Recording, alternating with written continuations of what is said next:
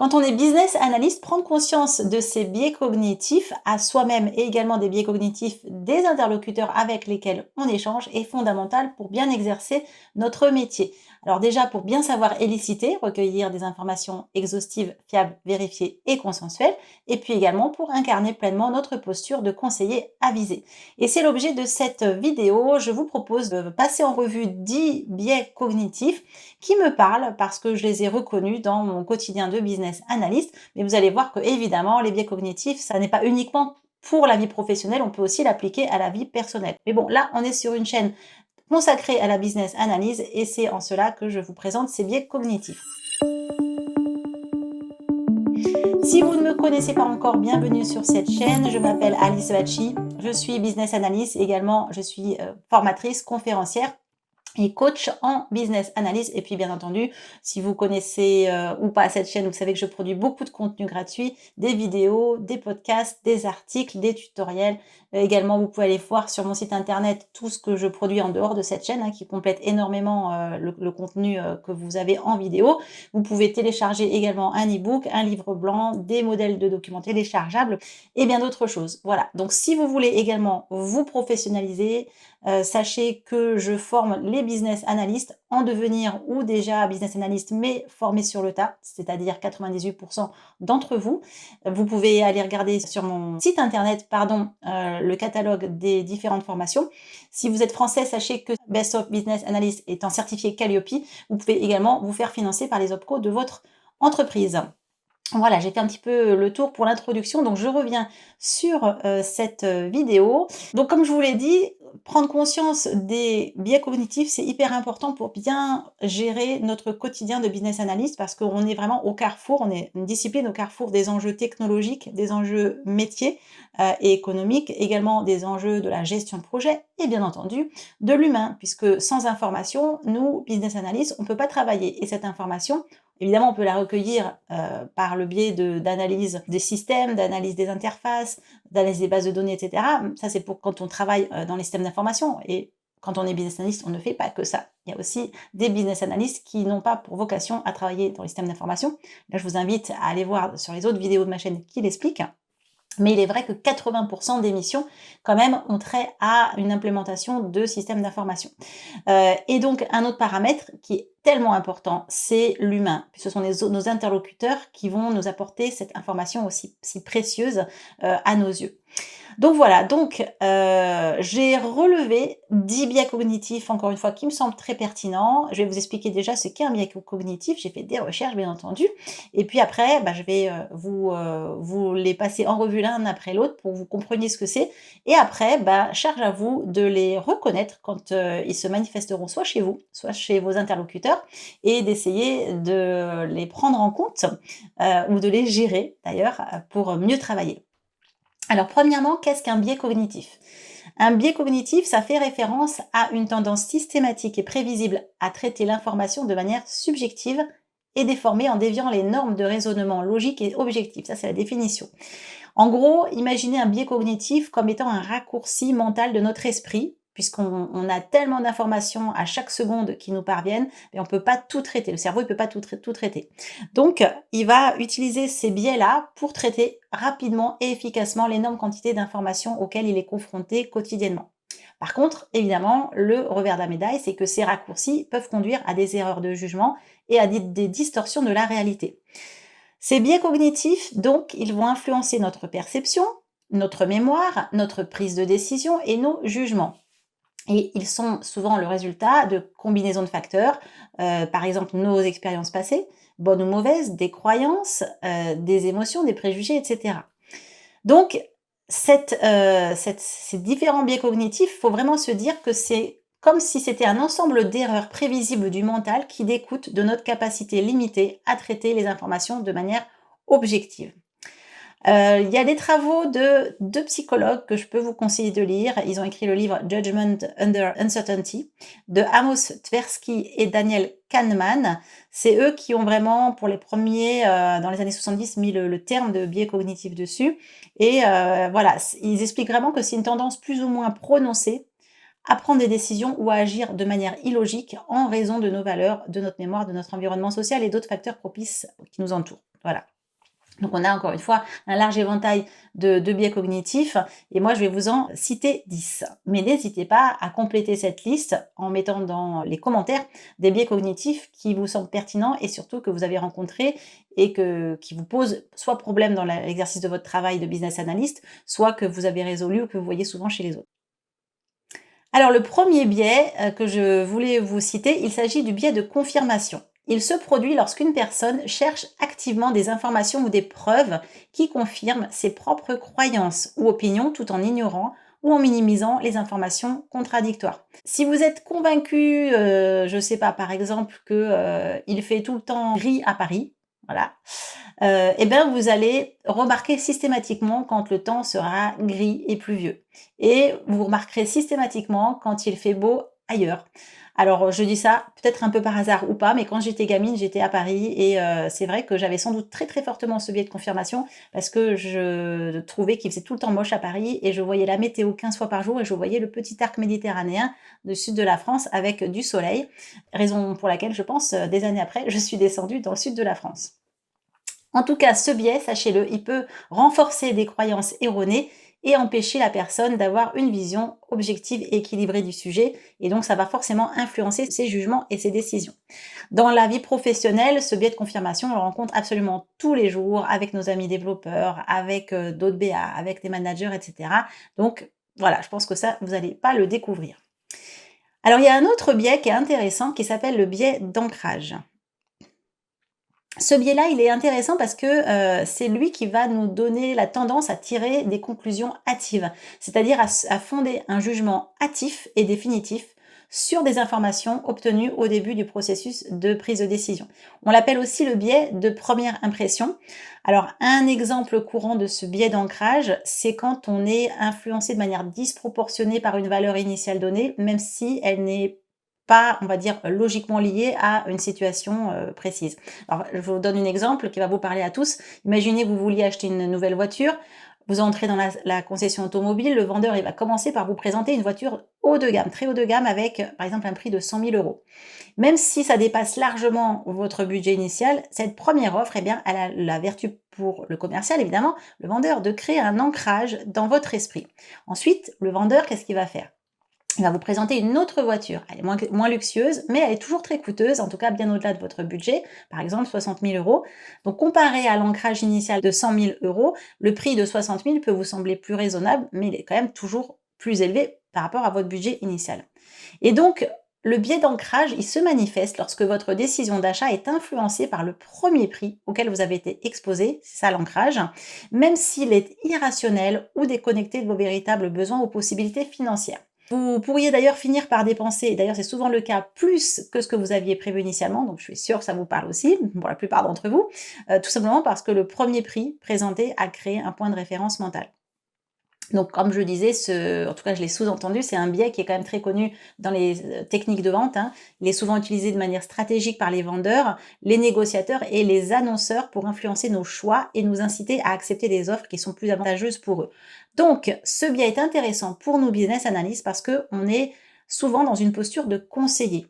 On a étudié une situation, on a vu les différentes possibilités et ensuite on va conseiller vers la meilleure solution possible. Mais face à nous, on a des décideurs qui ont sans doute d'autres, on va dire postures, parfois des besoins cachés qui font qu'ils vont pas vouloir forcément choisir, la solution la plus, évidente pour la chaîne de valeur de l'entreprise, mais une autre. Donc peut-être que nous, on sera amenés à faire un petit peu jeu de notre capacité d'influence. De même avec nos contributeurs ou avec les utilisateurs, si on veut réussir la conduite du changement, de savoir, on va dire, être des bons influenceurs dans le sens, voilà, positif du terme, hein, pas manipulateur, ça va vraiment aider à faire en sorte que la nouvelle, peut-être le nouveau processus, le nouveau logiciel, en tout cas le changement, il soit accepté plus facilement.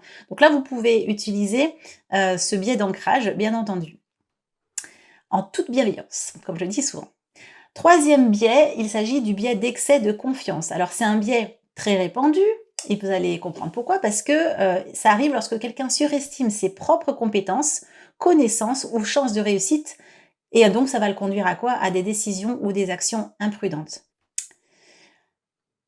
Donc, pour illustrer ça, je vous donne un exemple qui a rien à voir avec l'informatique ni la business analyst. Vous allez imaginer que, vous êtes joueur, vous aimez les jeux d'argent, les jeux de hasard et tout ça et par exemple, vous aimez très fort le poker.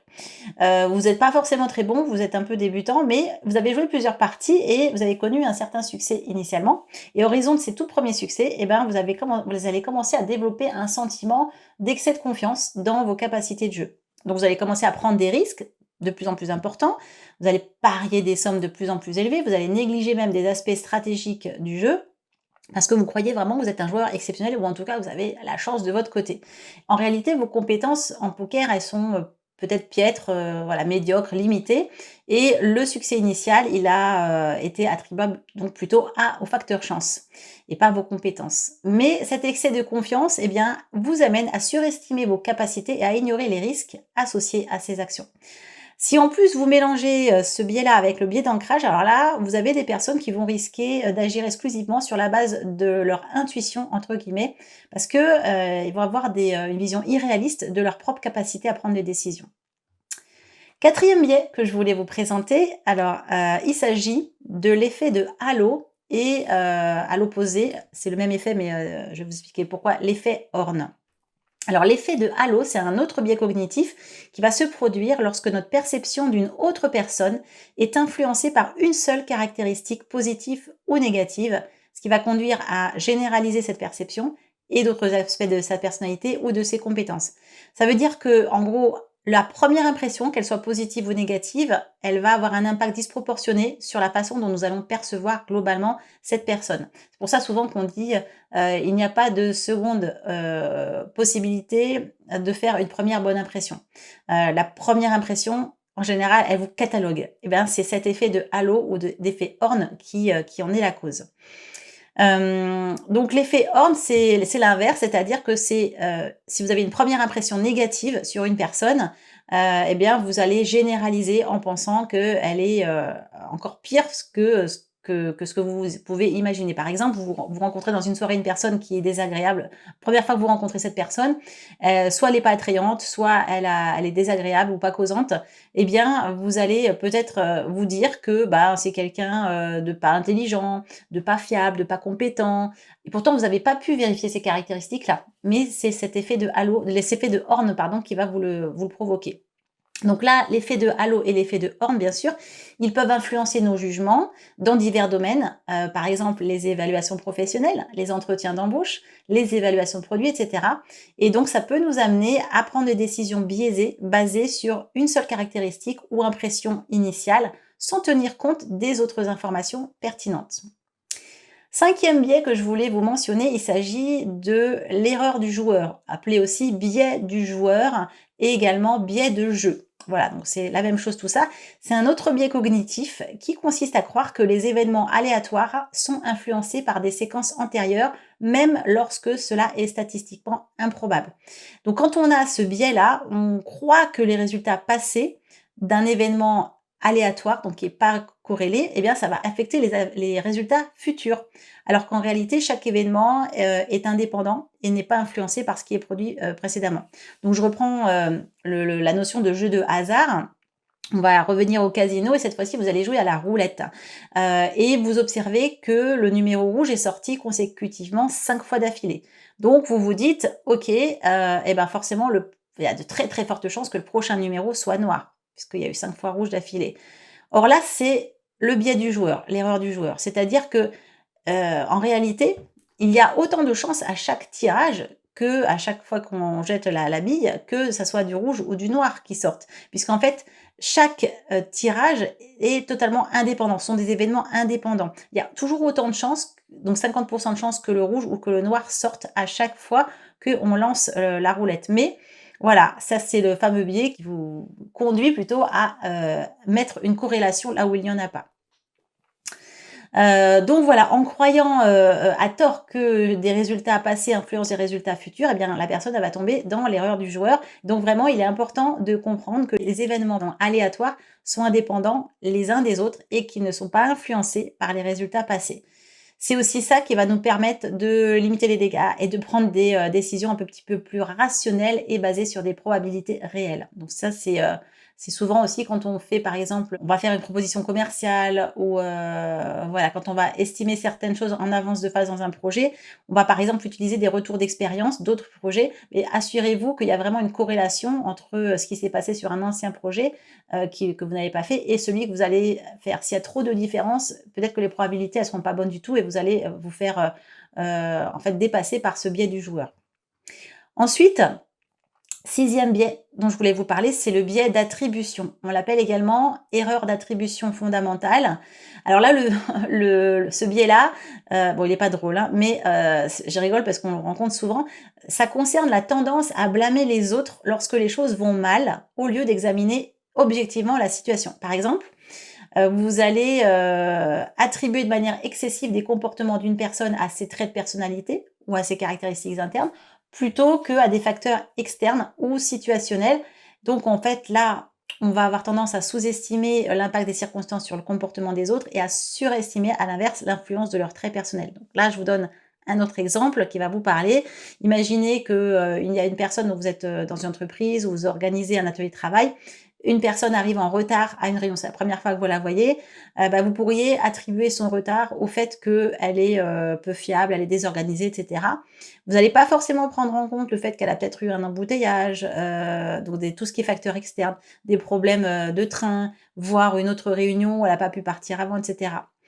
Alors le but pour en sortir de ce biais d'attribution, c'est de se mettre à la place de cette personne ou du collègue et de se dire: «OK, si c'était moi à sa place, si c'est moi qui arrivais en retard, quelle serait ma réflexion?» Sans doute que vous attribueriez votre retard aux facteurs externes, c'est-à-dire, voilà, l'embouteillage, l'autre réunion, qui vous a tenu jusqu'au bout et cetera et pas en vous autoflagellant en disant que c'est de votre faute. L'erreur d'attribution fondamentale, elle peut affecter nos jugements dans divers contextes, par exemple le travail, on en a parlé, mais les relations interpersonnelles de manière générale, les interactions sociales, et cetera. Parce qu'en fait, on va porter des jugements hâtifs sur les autres sans tenir compte des facteurs situationnels qui pourraient expliquer leur comportement. Ensuite, biais numéro 7, le parti pris de l'esprit de groupe. Alors, il est connu également sous le nom de conformité de groupe ou pensée de groupe. Très, très important biais cognitif. On doit vraiment être attentif à ce biais quand on est business analyst et notamment lorsqu'on va travailler avec des groupes de contributeurs. Et qu'on va essayer par exemple de trouver, de faire du brainstorming ou de trouver des idées innovantes. Ou alors d'atteindre un consensus. Alors pourquoi? Parce que ce biais cognitif, il va se produire lorsque les membres d'un groupe cherchent à atteindre un consensus ou à maintenir l'harmonie au détriment d'une prise de décision objective et critique, ce qui peut conduire à une suppression des opinions divergentes, également à une conformité aveugle aux normes du groupe et à une réduction de la créativité et de la diversité des idées. Donc là, c'est pareil, imaginez, vous êtes BA, vous animez un atelier de brainstorming. Le but est de trouver des idées innovantes. Et bien, imaginez que la majeure partie des membres du groupe commencent à exprimer un soutien à une idée en particulier. Ben, certains membres du groupe, ils ont peut-être des réserves ou des idées alternatives, mais en fait, ils vont avoir la crainte de se démarquer et ils vont pas avoir envie non plus de créer des conflits, ce qui fait que ils vont choisir de se taire ou de se conformer à l'opinion majoritaire. Et puis, toujours dans cet atelier, le temps progresse et au fil du temps, en fait, le parti pris de l'esprit de groupe se renforce. Les membres du groupe commencent à ignorer ou à minimiser les idées dissidentes et puis le groupe, du coup, il devient de plus en plus fermé aux perspectives différentes. Donc forcément, ça va biaiser la prise de décision qui va être biaisée, donc médiocre, parce que les idées alternatives, en fait, qui pourraient améliorer le projet ou identifier des erreurs potentielles, ne sont pas suffisamment prises en compte. Et alors évidemment, je pense que vous avez pensé à d'autres cas de figure. Le parti pris de l'esprit de groupe peut en effet être observé dans des contextes comme la politique, les équipes sportives, les groupes religieux, en fait, tout groupe où la cohésion et l'harmonie sont valorisées. Et dans ces cas-là, les individus du groupe, en fait, ils peuvent se conformer aux croyances et aux normes du groupe, même s'ils ont des doutes ou des réserves. Donc, vous voyez, c'est important de l'avoir en tête. Alors, comment on fait quand on est BA, quand on est confronté à ce biais? Essayez de favoriser un environnement où les idées divergentes sont encouragées, valorisées, où les membres du groupe se sentent sécurisés pour exprimer toutes leurs opinions alternatives. Tout ça, c'est pour prévenir vraiment ce biais, ce parti pris de l'esprit de groupe et favoriser une prise de décision plus objective et équilibrée. Huitième biais, Il s'agit du principe de familiarité, également appelé effet de simple exposition. Donc là, c'est un monsieur qui s'appelle Robert Zajonc qui a réalisé en 1968 des expériences en fait et il a compris, enfin c'est pas des expériences, c'est des études. En tout cas, il a noté que l'effet de simple exposition, appelé également principe de familiarité, il se produit lorsque l'exposition répétée d'un individu à un objet stimulant renforce son attitude à son égard. Et dans le processus de prise de décision, ce biais, il peut se manifester par une préférence pour des opinions, des personnes ou des informations que vous avez déjà entendues ou vues auparavant. Donc c'est encore une fois, c'est un phénomène psychologique. Plus vous êtes confronté à une exposition répétée d'un stimulus, plus vous avez une augmentation de votre attitude positive envers celui-ci. Et en d'autres termes, plus on est exposé à quelque chose et plus on a tendance à l'apprécier. Ou en tout cas, à le trouver plus favorable. Donc un exemple qui me parle très bien et qui va parler sans doute à plein d'entre vous. Imaginez, vous entendez une nouvelle chanson à la radio pour la première fois. Peut-être qu'au début, vous avez une opinion assez neutre ou alors même vous ne l'aimez pas plus que ça. Cependant, à mesure que vous continuez à l'entendre fréquemment à la radio, vous vous familiarisez avec la mélodie, avec les paroles, avec le rythme et au fil du temps, vous allez commencer à développer une préférence pour cette chanson et vous l'appréciez davantage. Moi, j'ai vraiment des souvenirs de chansons qu'au début, je pouvais même ne pas aimer du tout et dont je pouvais devenir absolument fan quelques semaines plus tard. Voilà, alors en fait, ça peut s'expliquer par quoi? Par le fait que la familiarité crée un sentiment de confort et de sécurité et qu'on a tendance tout simplement à préférer ce qui nous est familier. Alors, évidemment, on peut l'appliquer à plein de stimuli, les visages, les marques, les logos, les mots, les objets.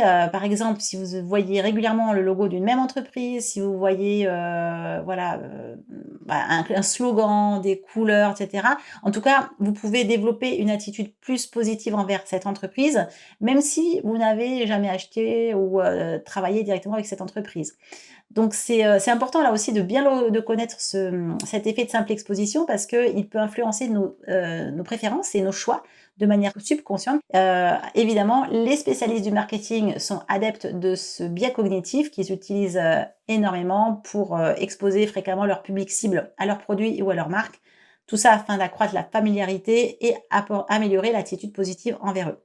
Je vous laisse imaginer les nombreuses situations où, ça arrive dans l'entreprise et que vous pouvez utiliser, pour, par exemple, si vous souhaitez accompagner la gestion du changement et que vous voulez que les utilisateurs qui sont peut-être un peu réfractaires au changement, finalement, ils l'adoptent, vous pouvez régulièrement faire des réunions avec eux, des réunions d'avancement, leur expliquer où ça en est, leur parler du produit, leur faire des démonstrations et plus vous allez faire ça, plus en fait, vous allez avoir des utilisateurs qui vont rejoindre un petit peu le tempo, le train et familiariser avec, ce nouveau processus, ce nouveau logiciel qui vont, commencer à l'apprécier. Voilà, donc ça fait partie des choses qu'on peut utiliser quand on est business analyst.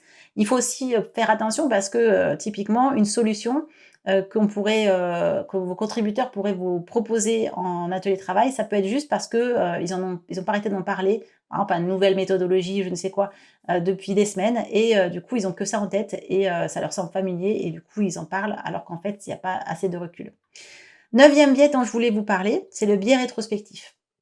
Alors on l'appelle également illusion rétrospective ou biais de l'après-coup. Ce biais-là, il va affecter notre perception des événements passés parce qu'on va avoir tendance à considérer un résultat ou un événement comme étant plus prévisible ou probable d'ailleurs qu'il ne l'était avant qu'il ne se produise. Ça, l'exemple courant, c'est, il y a un match de foot ou un match de sport, peu importe, à la télévision et puis, le spectateur, à la fin, il dit: je savais bien que cette équipe allait gagner». Il a vu le résultat final, bien sûr. En réalité, avant le match, il y avait autant d'incertitudes, quant à l'issue, mais personne pouvait vraiment, avec, certitude, pouvait prédire le résultat. Donc là, c'est un exemple, c'est, après avoir connu l'issue d'un événement on a tendance à surestimer notre capacité à prédire ce résultat. Alors la conséquence de ce biais, c'est qu'après avoir appris une information spécifique on a tendance à croire qu'on aurait dû la connaître ou alors que c'était évident que ça devait se passer de telle ou telle manière, en tout cas que cela aurait dû être évident, alors qu'on n'avait tout simplement pas avant, les connaissances ou les indices nécessaires pour le savoir à l'avance. Ça veut dire quoi? Ça va nous conduire, à une réévaluation, pardon, erronée de nos capacités de prédiction et à une surestimation de notre compréhension des événements passés. Donc évidemment, ça va influencer également la prise de décision future. On peut être tenté de croire dans ces cas-là qu'on est capable de prédire avec précision des événements incertains, même si cela n'est pas réaliste. Donc quand on fait par exemple, l'analyse des risques, quand on est business analyst, typiquement, on peut tomber dans ce type de biais. Voilà, donc c'est important de reconnaître ce biais rétrospectif et de le prendre en compte, parce que ça va nous aider à éviter de tirer des conclusions hâtives ou de surestimer notre capacité à prédire les résultats futurs. Et puis je termine cette liste avec le 10e biais que j'aime beaucoup et vous allez comprendre pourquoi. Il s'appelle l'effet de Dunning-Kruger. Alors c'est un phénomène psychologique qui se réfère à la tendance des individus peu compétents dans un domaine à surestimer leurs capacités, tandis que les individus compétents ont tendance à sous-estimer les leurs. En d'autres termes, les personnes qui ont une faible compétence dans un domaine ont tendance à croire qu'elles sont plus compétentes qu'elles ne le sont réellement, tandis que les personnes hautement compétentes, eh ben, elles ont tendance à l'inverse à sous-estimer leur niveau de compétence par rapport aux autres. Je suis sûre que ça vous parle. Alors cet effet, il a été mis en évidence dans une étude menée par les psychologues David Dunning et Justin Kruger en 1999. Alors comment ils ont fait? Ils ont constaté que les personnes qui obtenaient de faibles scores dans des tests de compétences avaient tendance à surestimer leurs performances et à se considérer comme étant plus compétentes qu'elles ne l'étaient réellement en raison d'un manque de connaissances et de compréhension de leurs propres incompétences. En gros, quand on est ignorant, eh ben, on ignore le périmètre des choses qu'on ignore et donc on ne peut pas savoir à quel point on est ignorant. Voilà le truc. Voilà. Et donc, ces deux psychologues ont évidemment constaté que les personnes hautement compétentes avaient tendance à sous-estimer leur niveau de compétence, parce que déjà, elles supposent que les autres, ils en savent autant qu'eux, ils sont aussi compétents qu'eux, et puis elles ont du mal à évaluer leur expertise parce qu'elles pensent que les tâches qui leur semblaient faciles l'étaient également pour les autres, et puis comme elles ont conscience de tout ce qu'elles ne connaissent pas, elles se sentent plus incompétentes. Voilà. L'effet Dunning-Kruger, en fait, il a des conséquences importantes, notamment celles qui influencent les décisions et les actions des individus.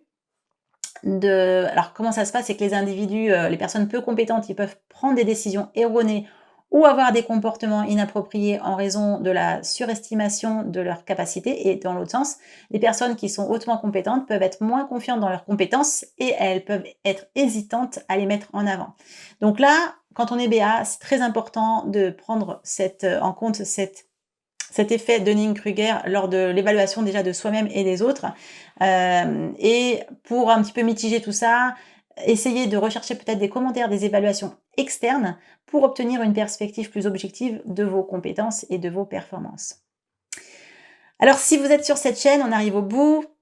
Si vous voulez devenir business analyst, je vous engage à vous pencher très sérieusement sur les biais cognitifs parce que vous allez voir que quand on les connaît déjà, ça nous permet de rentrer dans le clan des personnes compétentes qui se rendent compte à quel point elles sont ignorantes. C'est déjà bien. Après, on va essayer de les reconnaître déjà en nous, également auprès de nos interlocuteurs. Et vous allez voir que c'est un levier extraordinaire après pour mieux collaborer, pour mieux écouter, pour mieux persuader et d'une manière générale, proposer la meilleure solution possible satisfaisant les utilisateurs, les clients finaux.